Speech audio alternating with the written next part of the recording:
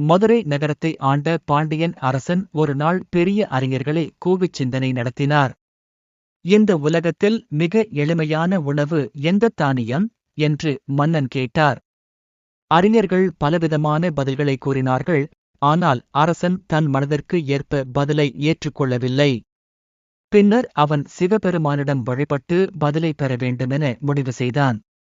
அன்று இரவு சிவபெருமான் மதுரை நகரில் ஒரு சாதாரண சிவயோகியாக தோன்றி அரசனின் பேராசிரியரான மனோன்மணிக்கு உண்மையான பதிலை சொல்லி அதை அரசனிடம் சொல்லுமாறு கூறினார்.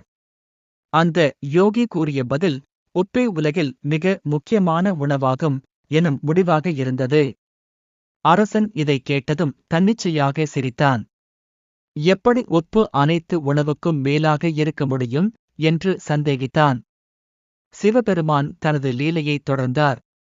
அவர் மறைமுகமாக மன்னனின் உணவில் இருந்து உப்பை முழுவதுமாக நீக்க செய்தார். உணவு மிகச் சிறப்பாக சமைக்கப்பட்டிருந்தாலும் உப்பு இல்லாததால் அது ருசிக்கவில்லை. அப்போது மட்டுமே மன்னன் உணர்ந்தான், உணவில் உப்பு இல்லையெனில் எந்த உணவும் சுவையில்லாது போய்விடும். உண்மையில் உலகில் உப்பு மிக முக்கியமானது என்று புரிந்த மன்னன் சிவபெருமானை மனதில் நோன்றி வணங்கினான். இந்த கதையின் மூலம் சிவபெருமான் ஒரு எளிய உண்மையை மக்களுக்கு உணர்த்தியதாக நம்பப்படுகிறது. சிறியதாக காணப்படும் விஷயங்களும் வாழ்க்கையில் மிக பெரும் முக்கியத்துவம் வாய்ந்தவை.